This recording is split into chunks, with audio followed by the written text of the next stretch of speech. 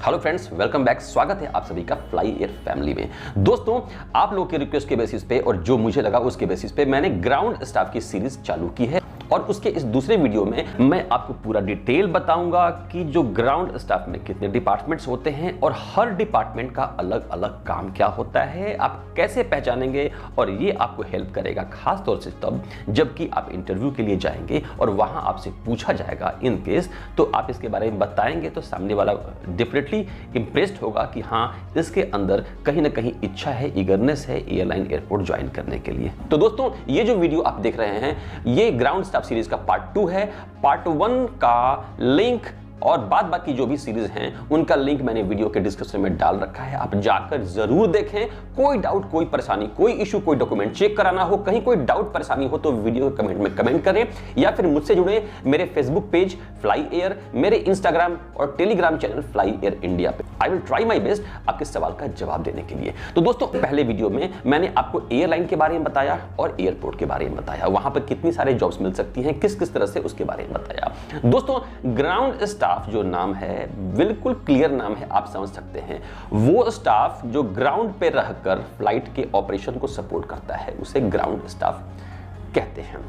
तो दोस्तों, departure station से यानी कि जहां से आप फ्लाइट पकड़ रहे हैं वहां से लेकर और फाइनली जब आप अपने जहां पे आपको जाना है यानी अपने डेस्टिनेशन से बाहर आकर एयरपोर्ट से बाहर आ जाते हैं, तो इस पूरे प्रोसेस में जो भी आपको स्टाफ दिखते हैं उनमें से 80 to 95% जो स्टाफ होते हैं वो आपको ग्राउंड स्टाफ डिपार्टमेंट के होते हैं। इसमें से उन लोगों को आप हटा दीजिए जो लोग की फ्लाइट का दरवाजा बंद होने के बाद आपको फ्लाइट में मिलते हैं। कैप्टन हो गए, क्रू हो गए, ये लोग आपको इन फ्लाइट सर्विसेज में आ जाते हैं। तो दोस्तों, अब हम बात करते हैं कि आखिर ग्राउंड स्टाफ में कितने डिपार्टमेंट्स होते हैं। दोस्तों, हर एयरलाइन अपने वर्टिकल्स को, अपने डिपार्टमेंट्स को थोड़ा आगे पीछे कर सकती है, लेकिन अगर कॉमनली हम लोग मानकर चलें तो ग्राउंड स्टाफ में 3 डिपार्टमेंट्स होते हैं, जो कि कस्टमर सर्विस सबसे पहला, दूसरा सिक्योरिटी और तीसरा रैंप का होता है।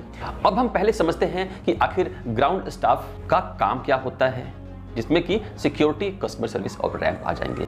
तो यहां मैं आपको 1 by 1 पूरा एक मूवमेंट के थ्रू बता देता हूं कि आगे से आपको कभी डाउट ना हो, खास तौर से तब जबकि आपको इंटरव्यू में पूछा जाए। जस्ट इमेजिन कीजिए, ये मानकर चलिए कि किसी भी कारण के चलते अचानक से किसी को फ्लाइट से कहीं जाना हो, तो वो जो कंसर्न पर्सन होता है अगर ऑनलाइन टिकट ले लेता है, यानी कि मोबाइल पर ही बैठकर जितने भी आपको ऐप्स हैं, एयरलाइन की जो साइट है वहां जाकर टिकट आपको कटा लेता है, वहीं से आपको ऑनलाइन बुकिंग कर लेता है, वो तो अलग बात है। लेकिन अगर वो कंसर्न पर्सन पैसेंजर अगर वहां से न करके डायरेक्टली एयरपोर्ट से टिकट लेना चाहता है, तो यहां पर वो जो पैसेंजर है एयरपोर्ट के टिकट काउंटर पे जाएगा, वहां पर एयरलाइन के स्टाफ बैठे होते हैं। एयरलाइंस उस पर्टिकुलर जगह के लिए पैसे पे करती है एयरपोर्ट को। तो फॉर एग्जांपल, आप किसी भी एयरलाइन से जा रहे हैं तो उनका जो टिकट काउंटर होता है, आप वहां जाएंगे और अपना टिकट कटाएंगे। तो जो टिकट काट कर आपको देती है यानी कि जो आपकी बुकिंग करती है या करता है, वो आपको कस्टमर सर्विस का स्टाफ होता है। उसके बाद आप जब एयरपोर्ट के अंदर जाएंगे तो अंदर जाने के बाद अगर आपके पास कोई बैग नहीं है, केवल हैंड बैग है, तो एक कियोस्क करके मशीन होती है, उससे आप डायरेक्टली अपने से ही डिटेल डालकर कौन सी एयरलाइन है, क्या आपका पीएनआर नंबर है, वो डालकर आप वहां से पूरा आप जो बोर्डिंग पास है उसको निकाल सकते हैं और उसको लेकर आप डायरेक्टली जा सकते हैं सिक्योरिटी होल्ड एरिया की तरफ, यानी कि बोर्डिंग गेट के साइड में आप जा सकते हैं। लेकिन अगर आपको कुछ समझ नहीं आ रहा है तो वहां पर एयरलाइन के जो स्टाफ होते हैं वो आपको असिस्ट करने के लिए, हेल्प करने के लिए होते हैं और वो भी आपको कस्टमर सर्विस के स्टाफ होते हैं। अब चलिए मान लीजिए कि आपको जाना है check in counter. Check in counter वो पार्ट होता है, वो जगह होती है जहां पे आपका बैग, चेक इन बैग ले लिया जाता है और आपको बोर्डिंग पास दिया जाता है। नॉर्मल लैंग्वेज में आप इस तरह से समझिए। तो लाइन में लगने के बाद अगर भीड़ है और नहीं तो खाली है तो डायरेक्टली आप चेक इन काउंटर पे जाइए, वहां पे बोर्डिंग पास दिया जाता है, यानी कि आपके टिकट के बेसिस पे सारे डिटेल चेक करके जो भी होता है, रिक्वायरमेंट्स होती है, अगर आपके पैसे कम हैं या जो कुछ भी हो, वो तो वहां की बात है, इसके रिगार्डिंग में मैं बात करूंगा। अगर आप लोगों ने पूछा तो वहां पर क्या क्या चैलेंजेस आ सकते हैं, तो वहां पे आपने किया, वहां पे आपको बोर्डिंग पास मिल गया। आपके पास अगर कोई बैग है जो कि आप एयरलाइन में जमा करना चाहते हैं तो वहां पे आपको बैगेज ले लिया जाता है और उस बैग का एक टैग आपको दिया जाता है।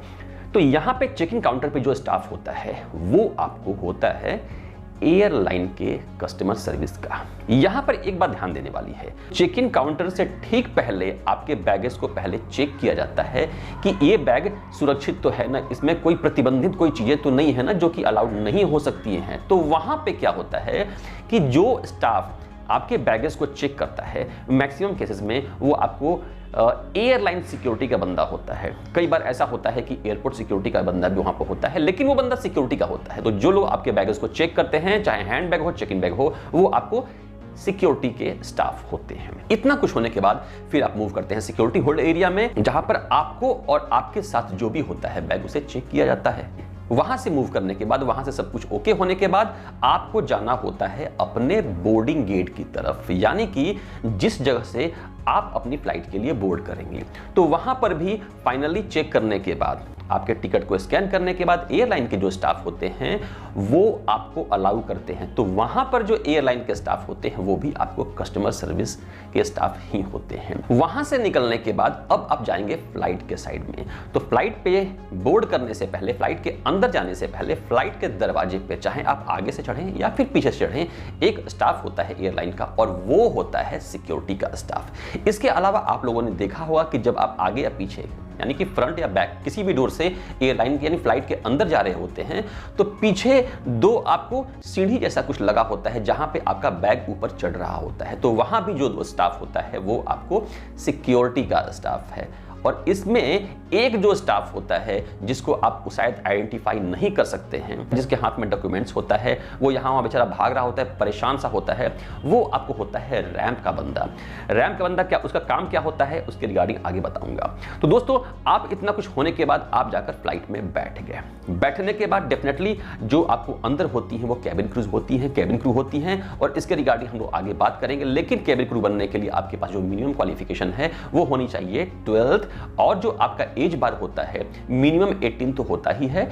अब डिपेंड करता है, ये जो मैं बता रहा हूं आपको इंटरनेशनल नहीं बल्कि डोमेस्टिक एयरलाइंस के बारे में। तो दोस्तों, यहां पर इतना कुछ होने के बाद आप फ्लाइट में बैठ गए, फ्लाइट का दरवाजा बंद हुआ। जब आप फ्लाइट से बाहर निकल रहे होते हैं तो अगेन आप जब उतरेंगे तो वहां पर आपको कुछ एयरलाइन के स्टाफ दिखेंगे, वो आपको सिक्योरिटी के मैक्सिमम स्टाफ होते हैं, उसमें एक रैंप का स्टाफ भी होता है, और अगर बड़ा एयरपोर्ट है, कार्गो है, तो कार्गो या केटरिंग के स्टाफ भी हो सकते हैं।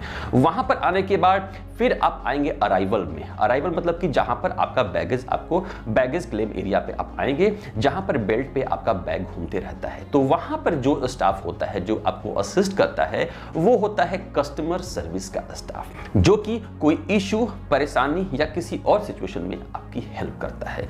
दोस्तों, ये मैंने बता दिया आपको सिक्योरिटी के बारे में, ये बता दिया कस्टमर सर्विस के बारे में। अगर मैं दोबारा से रिव्यू करना चाहूंगा तो जिस स्टाफ ने आपको टिकट दिया, जिस स्टाफ ने आपको कियोस्क पे चेक किया, आपको हेल्प किया, जिस स्टाफ ने आपको बोर्डिंग कार्ड दिया, जिस स्टाफ ने बोर्डिंग गेट पे आपको चेक किया, या फिर अराइवल स्टेशन पे जो आपके बैगेज में सहायता कर रहा था, आपका बैगेज नहीं आ रहा था, आपका बैगेज किस बेल्ट पे आएगा, ये जो स्टाफ आपको दिखा, ये आपको कस्टमर सर्विस का स्टाफ होता है। जो स्टाफ चेक इन काउंटर से पहले आपके बैगेज को एक मशीन में डालकर चेक करता है और जरूरत पड़ने पे उसे खुलवाकर भी चेक करता है। जो स्टाफ फ्लाइट के पहले दूसरे दरवाजे पर दिखता है वो आपको होता है सिक्योरिटी का, या फिर जहां से आपके बैगेज फ्लाइट में लोड हो रहे होते हैं वहां जो स्टाफ होता है वो आपको सिक्योरिटी का होता है। ये बात आपको आ गई। बीच में एक बात आपको और बताना चाहूंगा, अगर आपकी फ्लाइट डायरेक्ट न जाकर किसी स्टेशन पे होते हुए जाती है तो वहां पर मैक्सिमम केसेस में आपके बैग को दोबारा से चेक किया जाता है। अंदर आकर एक दो स्टाफ अंदर आते हैं और पूछते हैं कि अपने बैगेज को पहचानिए, आपका बोर्डिंग पास चेक करते हैं। तो वो लोग भी जो होते हैं वो आपको सिक्योरिटी के स्टाफ होते हैं। अब बात आती है इन सब में बेचारा रैंप स्टाफ कहां गया। तो दोस्तों, संगम में आपने देखा होगा कि 3 नदियों का मिलन होता है, 3 नदियां एक साथ मिलती हैं, गंगा, जमुना, सरस्वती। गंगा जी दिखती हैं, यमुना जी दिखती हैं, लेकिन सरस्वती जी आपको नहीं दिखती हैं, वहां पर आपको महसूस करना पड़ता है। तो दोस्तों, ठीक उसी तरह से कस्टमर सर्विस के स्टाफ आपको दिख जाते हैं, सिक्योरिटी का स्टाफ आपको दिख जाता है, लेकिन रैंप के स्टाफ को आइडेंटिफाई करना नॉर्मल पैसेंजर्स के लिए थोड़ा सा मुश्किल है। रैंप स्टाफ का काम क्या होता है, अभी रिसेंट में जब मैं वीडियो बना रहा हूं तो इंडिगो में दोस्तों रैंप स्टाफ के लिए वैकेंसी आ रखी है, और वहां पे आप लोगों ने अगर देखा होगा, पढ़ा होगा, तो आप समझ सकते हैं कि क्या क्या उनकी रिस्पॉन्सिबिलिटीज होती हैं। फ्लाइट के आने से पहले सारा डिटेल, फ्लाइट के जाने के बाद पूरा डिटेल, कार्गो कहाँ लोड हो रहा है, कितना लोड हो रहा है, पैसेंजर कितने हैं, क्या है, किसको कैसे बैठाना है, कोई इशू, कोई परेशानी, कितना तेल भरा जाना है। मतलब कि एक कॉमन लैंग्वेज में इन सारी बातों का जो कोऑर्डिनेशन करता है वो आपको होता है रैंप का स्टाफ। दोस्तों वीडियो आपको कैसा लगा कमेंट करके जरूर बताइएगा। ग्राउंड स्टाफ सीरीज के पार्ट 2 में मैंने आपको बताया ग्राउंड स्टाफ और इसके कितने डिपार्टमेंट्स होते हैं और उनका काम क्या क्या होता है। दोस्तों फिर बोल रहा हूं कमेंट्स जरूर कीजिएगा, क्योंकि आपके कमेंट्स के बेसिस पे मैं इस वीडियो को या फिर आगे आने वाले वीडियोस को बहुत ही स्ट्रॉन्ग बनाता हूं। आपका सपोर्ट काफी जरूरी है, क्योंकि जो मैं जो भी करता हूं, जो भी वीडियो बनाता हूं, पर्टिकुलरली आप लोगों के लिए, भला लगे, बुरा लगे, गलत लगे, सही लगे, कमेंट जरूर कीजिएगा। और हाँ, लाइक आजकल बहुत कम आ रहे हैं दोस्तों, तो लाइक्स की संख्या थोड़ी सी बढ़ा दीजिए। मिलते हैं अगले वीडियो में, तब तक के लिए टेक केयर।